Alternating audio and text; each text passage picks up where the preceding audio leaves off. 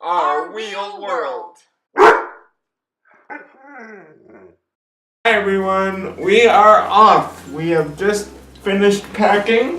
Wheel-Trans should be here to take us to the airport in about 5 minutes or so if they're on time. And we're off to England. So I guess we'll see you at the airport. First step complete. Wheel-Trans was on time. Woohoo! Bye, Toronto. We're at the airport. And we're very early, and the flight is half an hour delayed. So we ate some food. Check-in was smooth. Yeah, check-in was okay. And now we're off to find the pet bathroom. Because this will be Rush's last chance to go to the bathroom until we are on UK soil. So we'll check that out. Okay, Rush has now gone to the bathroom. I was going to film it, but it was so cold I couldn't feel my fingers. So it is 5:40 now, and that is going to be Rush's last bathroom break until about 3 in the morning. All right, we got through security. We made it through security. No problem. It's pretty cool, actually. It's one of the perks of traveling with a disability is you kind of get to go through the short line. So they pat Tim down, which is pretty funny. How was your pat down? Yeah, it was not really a pat down, but you know. And I remember the last time they patted Rush down, but they didn't do that this time. They had me take Rush and leave him on one side of the security gate and make him sit, and then I go through, and then he's allowed to come through. So that's how security goes. It was really quick, actually. It was less than 10 minutes from the time we got in line, so going good so far. We're walking through duty free, and then we'll go to our gate. We just met a lovely gentleman named Rand, who Converted currency for us. with the biggest amount of enthusiasm for currency conversion you could ever imagine. It was very exciting. He was very, very nice. We now have some British pounds. Yep. I find flying with Tim really interesting because so many things could go wrong. So you have to get to the airport so early just to make sure. But if nothing goes wrong, because of Tim's disability, we get to go through all the lines like before everybody else. So then you end up at the airport really early. It's true. Rashi! Hi! To say goodbye to the wheelchair. And hope that it arrives in one piece. Oh, it's the worst. Which it will. It's the worst.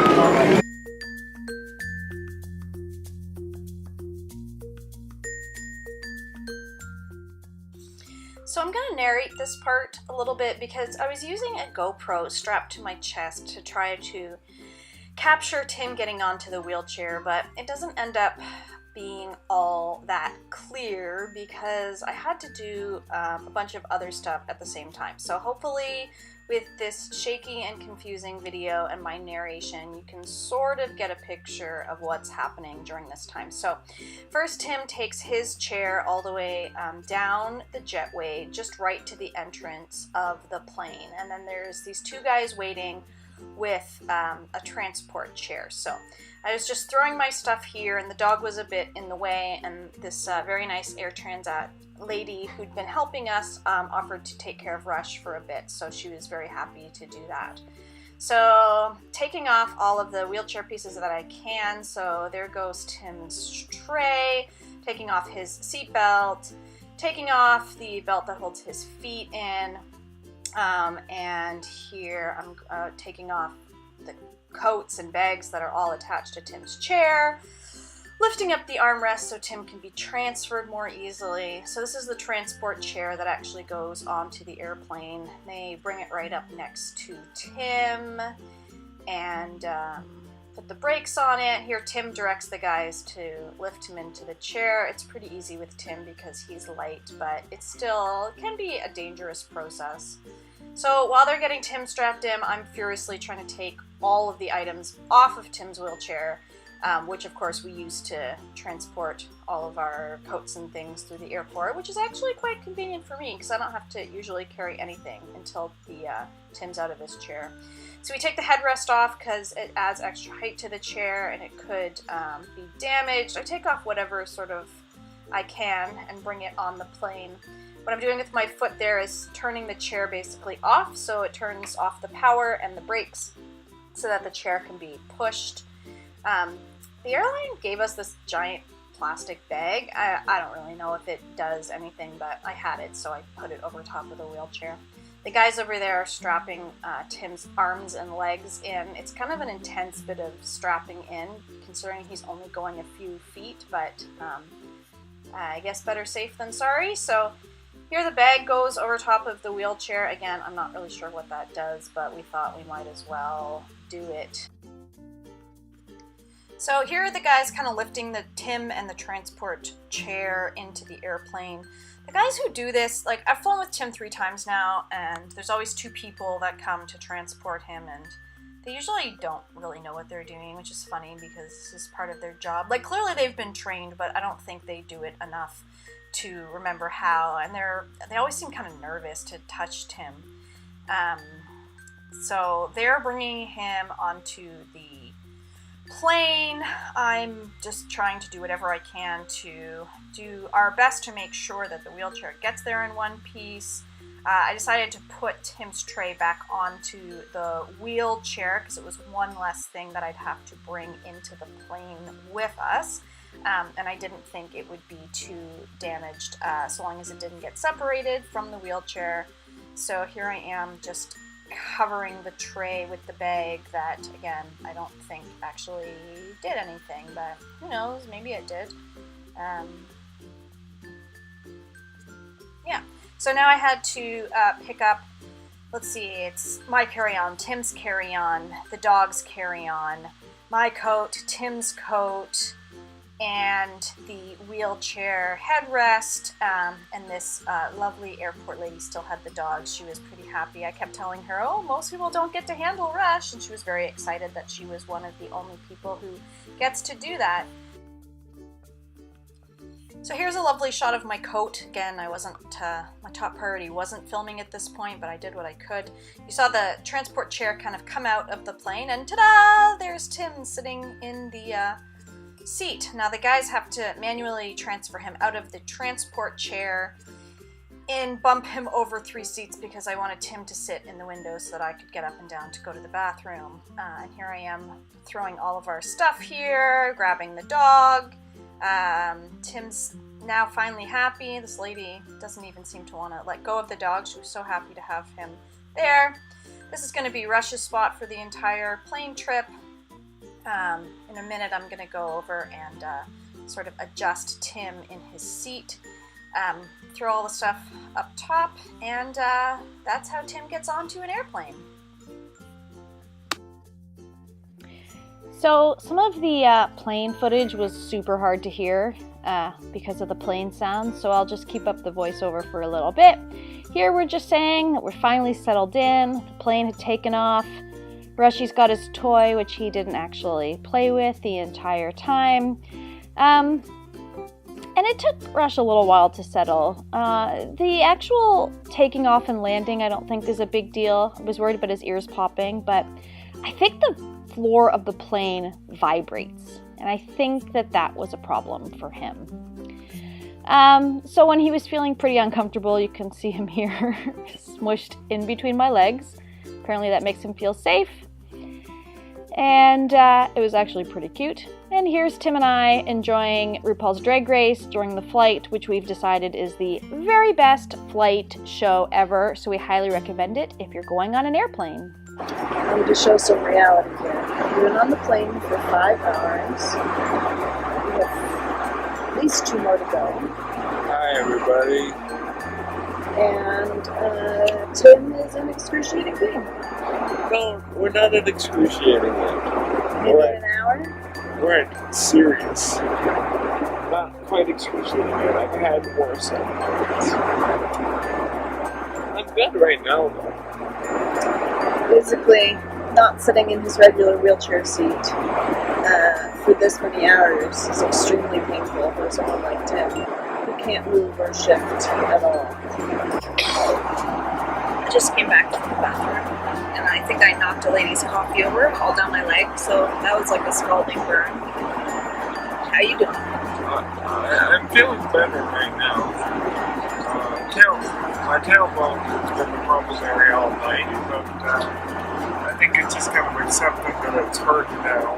It's kind of an adult ball. We haven't slept at all, which shouldn't surprise me because I don't really sleep on planes. I sometimes do, but I didn't sleep at all. Which kind of stinks because we have a whole bunch more travel ahead of us, so by the time we get to bed, we'll probably be up 24 hours. Or for you. So yeah, that's our update. I have to say, again, Disability Plus,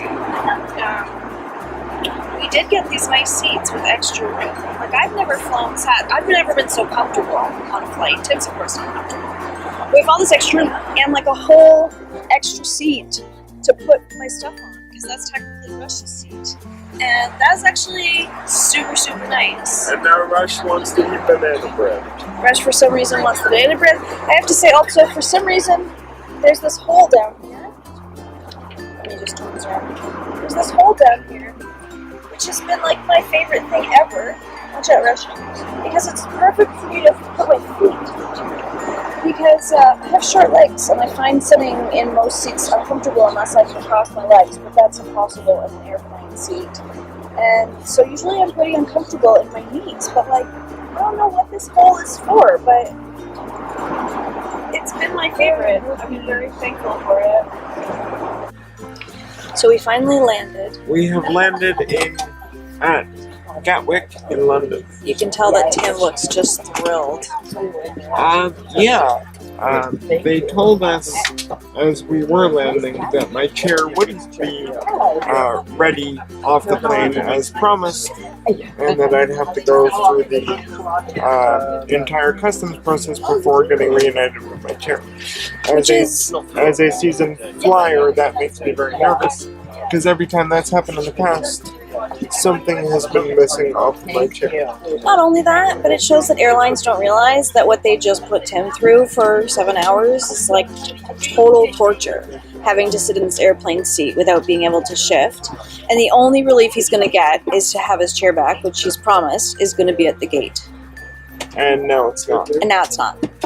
And so good times. Now I have to carry all the bags through the airport because I've got all of our bags, and normally they hang off the wheelchair. Thank you. And we have to wait for everyone to clear off anyway. Yeah, it's gonna be a while longer. Rush eventually just went to sleep though, so I don't know if you can see him. There he is. He's just sleeping. Waiting in an empty airplane. With no dog. With no dog. Someone offered to take the dog to go pee, and we thought he was getting pretty desperate, so we took her up on it. She's wearing a vest that says animal something officer. So, and she was very nice. Oh, and I did all the paperwork right. Rush can come into the UK. We're not going to be turned away, which was one of my biggest fears. We did it right. Say yay. Yay, and you got complimented on how well you did it. So, here, come here. Turns out that once we told the flight attendant that Tim was in agony, they found my chair. They found a way to get the chair to the gate. Now, we had to wait a pretty long time to get off the airplane, but that's sort of standard. Yeah, and the guys were super nice. And in that time, we got all of the dog paperwork sorted out because they actually board the plane to sort out your paperwork and scan his microchip and such. So it was somewhat productive time, actually. Yep. Now we just have to go through customs and get on a bus. We made it through. We made it through customs and passport control and all that good stuff. Our bag was there. The bag was there. We've only lost a couple small things. But there's somewhere here in the mess. but we don't know where. Rush did Rush was a champ. so good on the airplane. Just about the last hour, we thought he was getting pretty antsy, but he didn't whine at all. Yeah. And now that he's had some food and drink Water. and used the bathroom, all is good in his world. He doesn't really give a crap what We're continent, with him. and he doesn't really care what continent he's on. Yeah. No, he doesn't. Food and peeing. Those are the two. So after 7 hours on the plane and getting through customs, and the wheelchair was not broken at all, which is usually my biggest fear. Tim always tells me to stop worrying, but I worry. The wheelchair's fine. We are now waiting for a bus to Oxford, which will be our final destination for the next 10 days or so. All right.